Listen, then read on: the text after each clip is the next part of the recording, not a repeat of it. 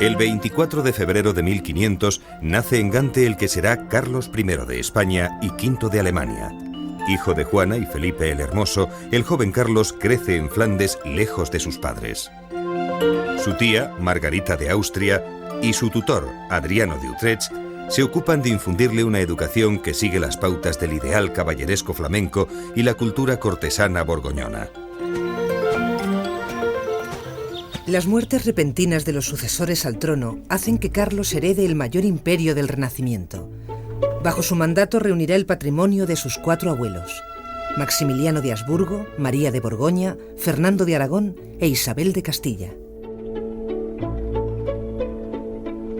Convertido en emperador, Carlos dedica la mayor parte de su vida a combatir contra Francia y el Imperio Otomano.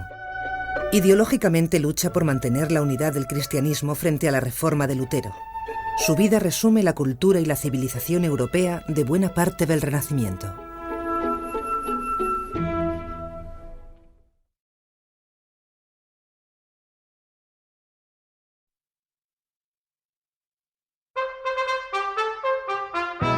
La muerte de Fernando el Católico convierte a su hija Juana en reina de las coronas hispánicas. Incapaz de asumir el gobierno, Juana es encerrada en Tordesillas por desequilibrio mental.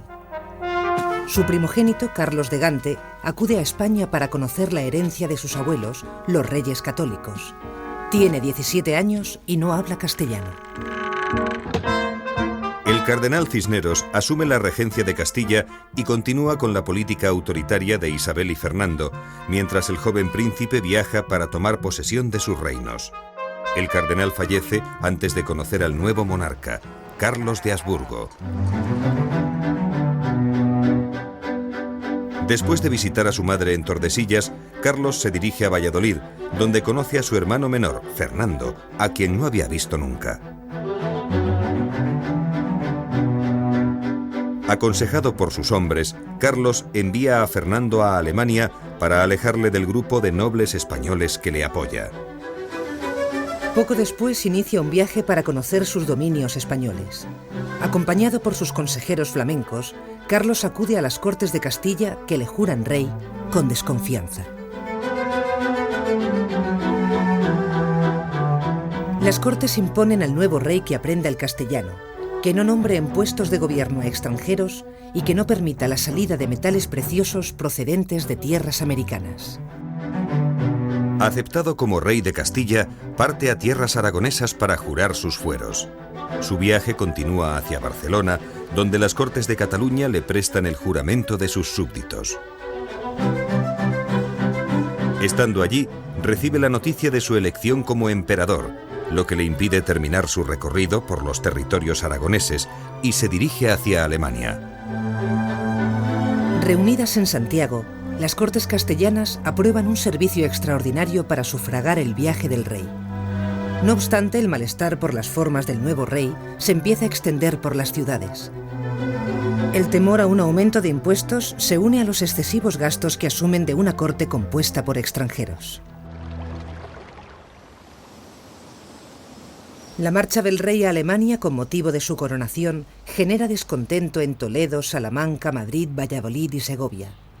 La revuelta que se levanta se conoce con el nombre de las Comunidades de Castilla. Los representantes de las ciudades exigen al rey que apruebe una serie de medidas contenidas en el proyecto de Ley Perpetua y forman una Santa Junta. Ante todo, los comuneros pretenden que el rey regrese a Castilla por un tiempo. Además, reclaman un mayor papel para las ciudades del reino frente al poder del monarca y de sus consejeros. El movimiento se extiende al campo, donde los campesinos reclaman sus derechos frente a los señores. Adriano de Utrecht, actuando como regente de Carlos, desarrolla una hábil política y consigue ganarse la simpatía de la aristocracia, antes identificada con la protesta. La diversidad de intereses de los comuneros de Castilla hace imposible que la rebelión triunfe y finalmente son derrotados en Villalar. Mientras esto ocurre en Castilla, en Valencia estalla el levantamiento social de las Germanías. La protesta esta vez la protagonizan los gremios frente al control que ejerce el gobierno local en la actividad comercial. En Valencia, el levantamiento de las Germanías se reprime aún más duramente que el de las comunidades de Castilla. Los castigos sobre todo son de tipo económico, a través de confiscaciones y multas. Mientras, en Aquisgrán, Carlos V se sienta en el trono de Carlomagno, por fin, emperador del Sacro Imperio Romano Germánico. Tras este periodo revolucionario, se refuerza la autoridad real de Carlos. El soberano concede clemencia a muchos de los sublevados y se inicia una etapa en la que Carlos configurará su monarquía española. Para sus proyectos políticos, el César confía principalmente en dos hombres: el canciller imperial Mercurino Gatinara y el andaluz Francisco de los Cobos, que a la muerte del primero se convierte en el principal consejero de Carlos V.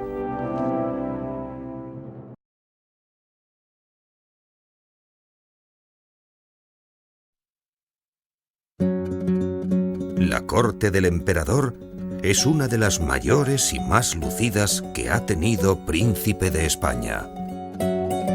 En la década de los 20, Carlos regresa a España, donde aprende a hablar y escribir el castellano con fluidez.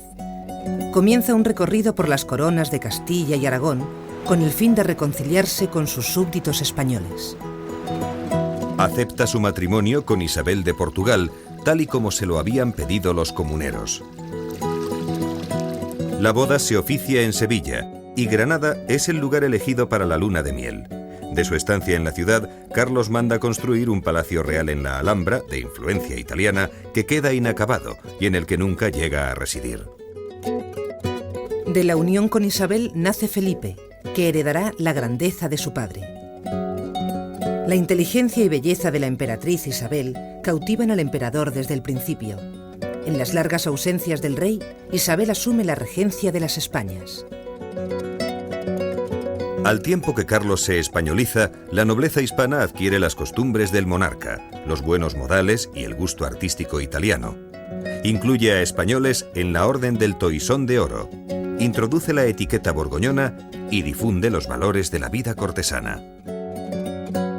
De hecho, llamó mucho la atención en la Castilla de comienzos del siglo XVI la llegada de los caballeros de la corte de Carlos V, ¿no? Venían con unas costumbres mucho más lujosas, venían con un interés por el fasto, por el lujo, mucho más desarrollado. Entonces es un momento también muy importante porque entonces ya se crean los cargos de todo el protocolo borgoñón, que va a influir en el ceremonial, en la manera de comportarse, pero también va a influir naturalmente en la arquitectura, porque exigirá una configuración determinada de los palacios españoles. El emperador gusta de grandes banquetes, fiestas y música. Entre sus aficiones destaca la cacería, así como la práctica de la esgrima y la equitación. El italiano Baltasar Castiglione, miembro del séquito del emperador, escribe El Cortesano, un manual de la vida caballeresca y amorosa que tiene una gran influencia en el modo de vida renacentista de la corte española.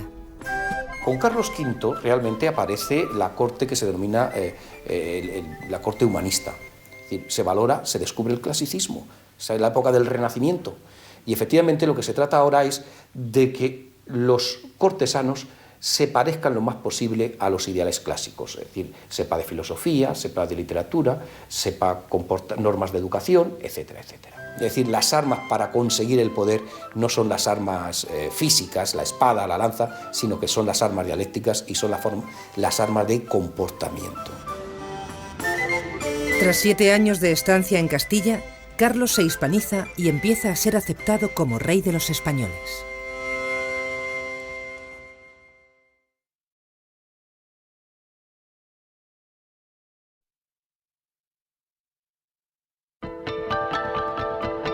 Carlos V es un rey viajero.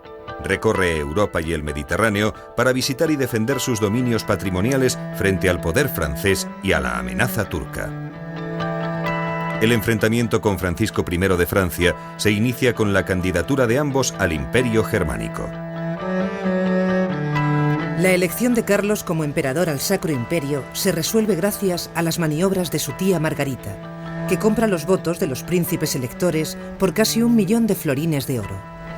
El banquero Jacob Fugger presta a la corona algo más de la mitad. Esto inclina la balanza a favor del joven Carlos.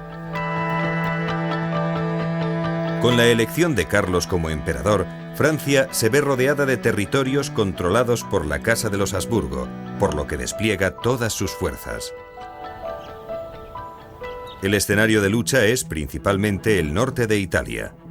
El apoyo del papado a uno u otro rey va a ser decisivo en los distintos enfrentamientos. Milán es un eje estratégico que se disputan ambos monarcas. Para Francia es la puerta de Italia. Para Carlos V es una etapa principal en el camino español, que recorren los tercios en sus desplazamientos entre Italia y Flandes. La primera victoria es para Carlos en la batalla de Pavía.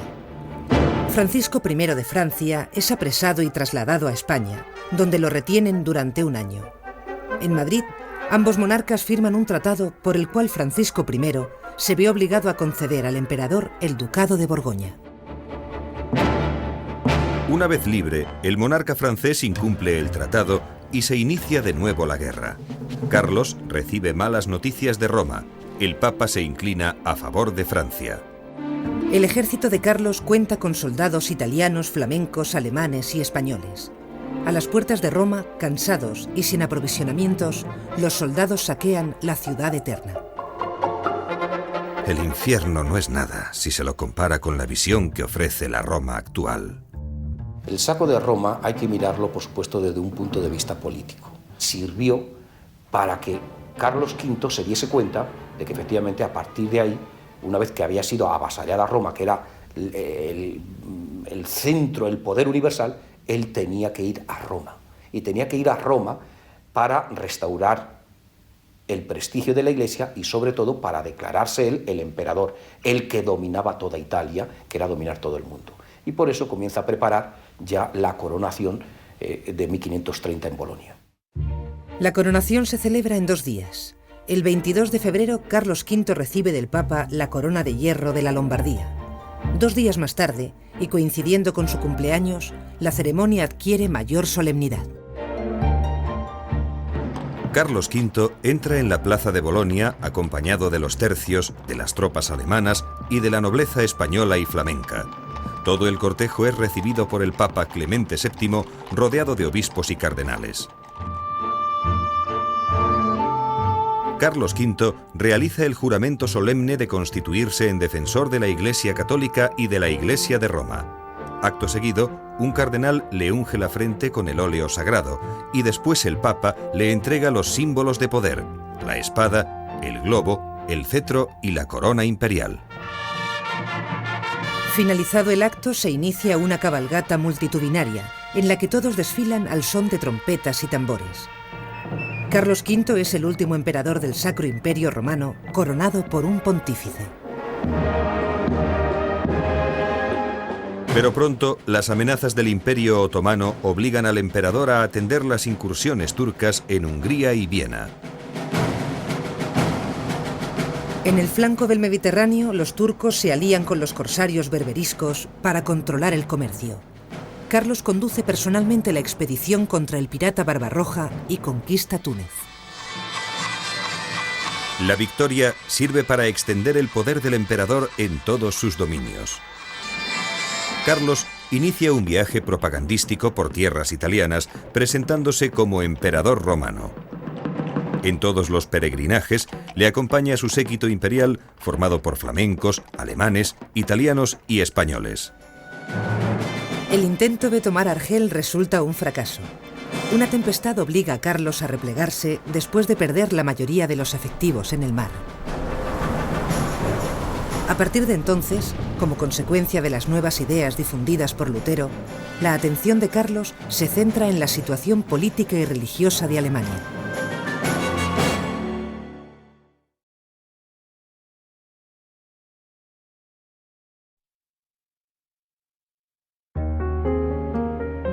Los albores del siglo XVI traen consigo nuevas ideas en el campo de la cultura. El humanismo de Luis Vives y Erasmo de Róterdam dejan una huella profunda en la sociedad de la época. En Elogio de la locura, Erasmo censura los abusos del clero y propone unos ritos y una fe más evangélicos. Según sus teorías, a Dios se llega por el camino de la oración interior y la religiosidad personal. Garcilaso de la Vega personifica el ideal de caballero y poeta renacentista. De educación culta y de carácter humanista, participa en varias campañas militares bajo el mando de Carlos V. Su musa es una dama de la corte, Isabel Freire, que inspira toda su poesía amorosa. Yo no nací sino para quereros. Mi alma os ha cortado a su medida. Por hábito del alma misma os quiero. Cuanto tengo confieso yo de veros. Por vos nací, por vos tengo la vida. Por vos he de morir y por vos muero. La música renacentista alcanza su mayor apogeo en los siglos XVI y XVII. La polifonía triunfa frente a la música monódica de la época medieval. En el campo de instrumentos de cuerda, Diego Ortiz desarrolla su talento con la vihuela y compone Tratado de glosas. La vihuela, precedente de la guitarra, es el instrumento a través del cual se expresa fundamentalmente la música profana, de gran auge en la sociedad del Renacimiento.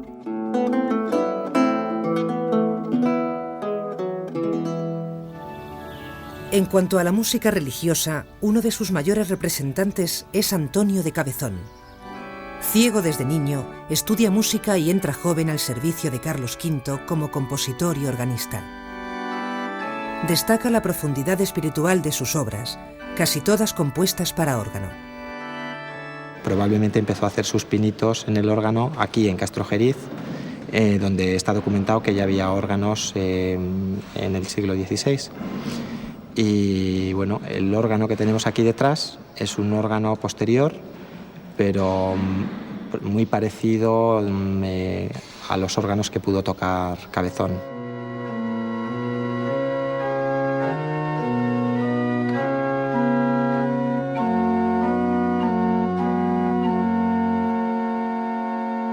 Este instrumento de viento se puede considerar una obra de arte y de ingeniería.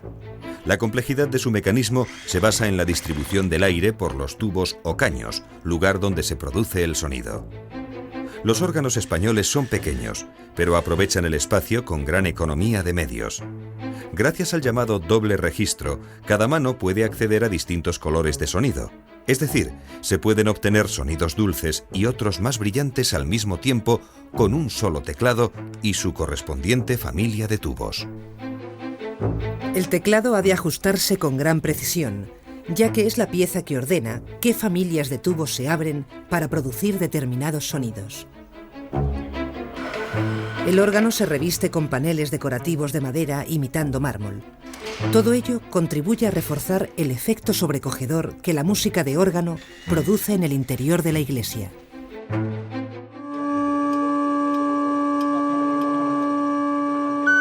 Afinar el órgano significa manipular cada uno de los tubos para ajustar la nota que le corresponde.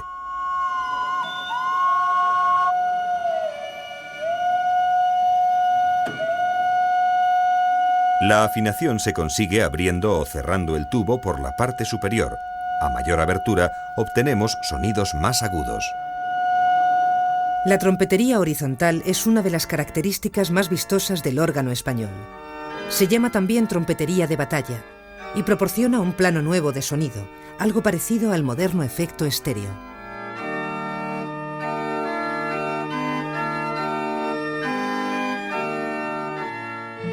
En el campo científico, la anatomía avanza en el estudio del cuerpo humano. Para ello, los científicos realizan disecciones, describen funciones y hacen dibujos del organismo. En esta época, el aragonés Miguel Servet descubre la circulación pulmonar de la sangre y la transformación de la sangre venosa en arterial.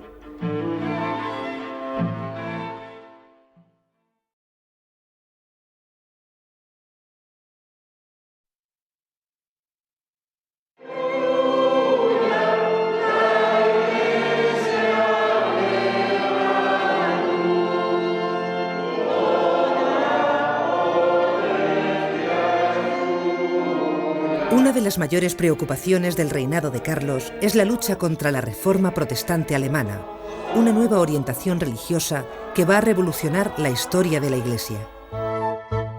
El fraile agustino Martín Lutero deja constancia de sus ideas en 95 tesis contra las indulgencias, acusando a la Iglesia latina y a su jerarquía de traición. Lo que las 95 tesis recogen es un rechazo de las indulgencias.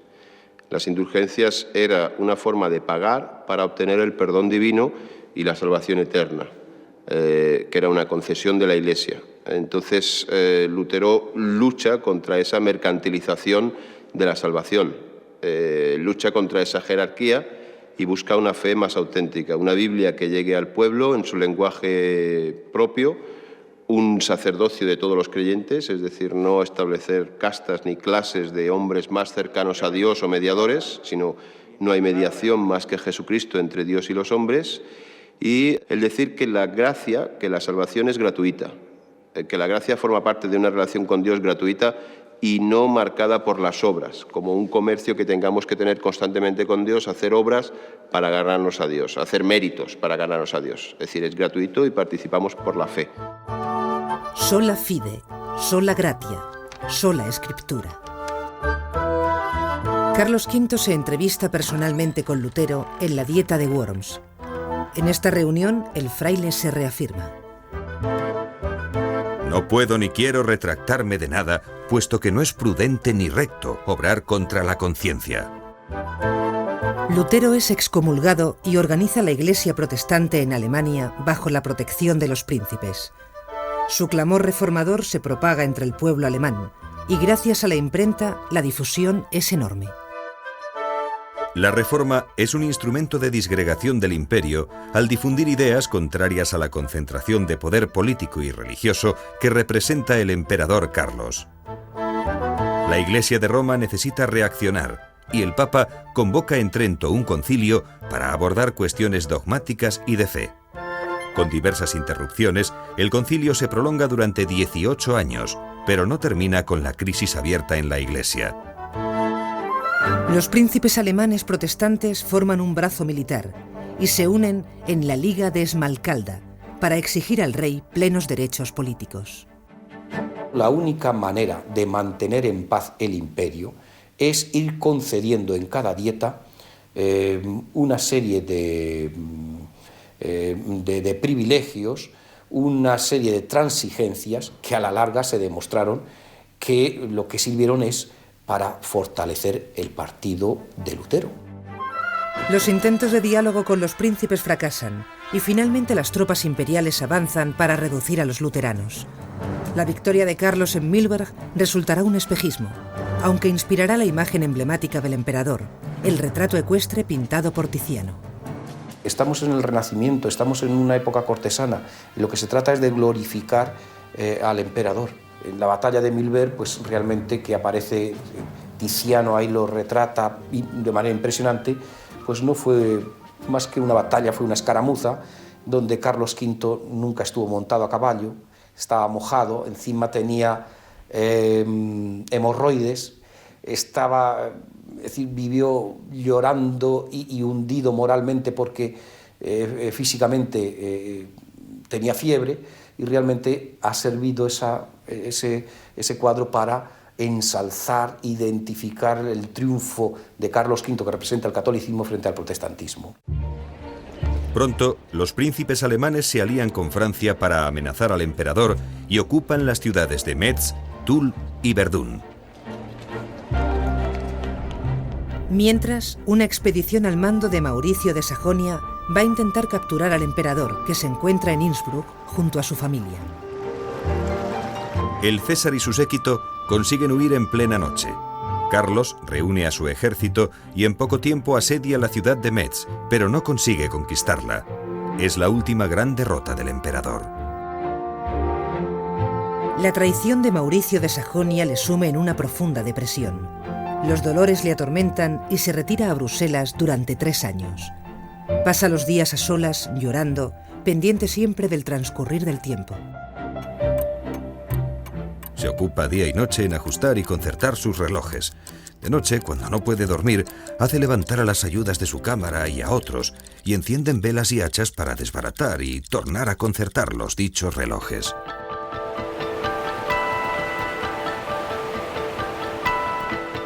Finalmente la paz con los príncipes se firma en Habsburgo. Bajo el lema Cuius regio, eius religio, el territorio alemán se divide en principados protestantes y católicos. De esta forma, el príncipe de cada estado tiene derecho a imponer a los súbditos su religión. A partir de entonces, la cristiandad se fractura y la religión se convierte en elemento de división y causa de guerra confesional, esta vez entre cristianos, como ocurre en los Países Bajos y en Francia.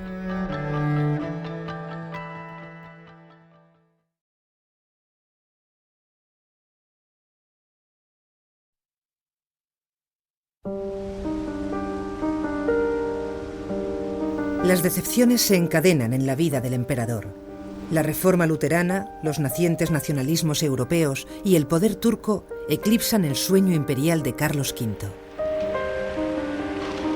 Enfermo de gota, el emperador decide abdicar y cede a su hijo Felipe los Países Bajos y poco después las coronas españolas. A cargo del imperio, deja a su hermano Fernando, rey de romanos desde 1531. La ceremonia de los adioses de Bruselas presenta a un emperador totalmente vestido de negro, que abatido hace un repaso de su vida. 9 veces fui a Alemania la Alta, 6 he pasado en España, 7 en Italia, 10 aquí en Flandes, 4 en tiempos de paz y de guerra he entrado en Francia, 2 en Inglaterra, otros 2 fui contra África sin otros caminos de menos cuenta. Y para esto he navegado 8 veces el mar Mediterráneo y 3 el océano de España. Y ahora será la 4ª que volveré a pasarlo para sepultarme.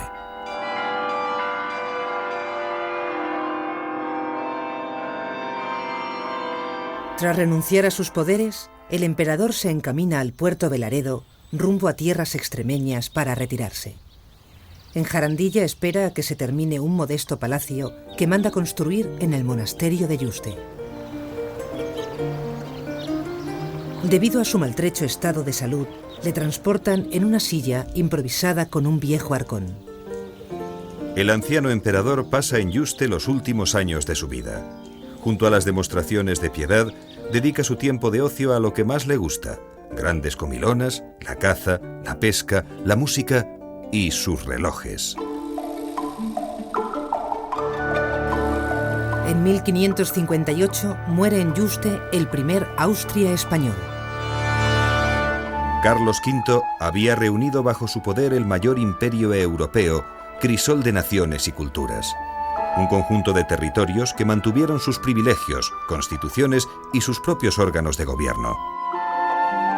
El emperador intentó mantener la unidad en su propia persona y bajo el estandarte de la cristiandad. Con su muerte se extingue definitivamente el sueño de un imperio universal.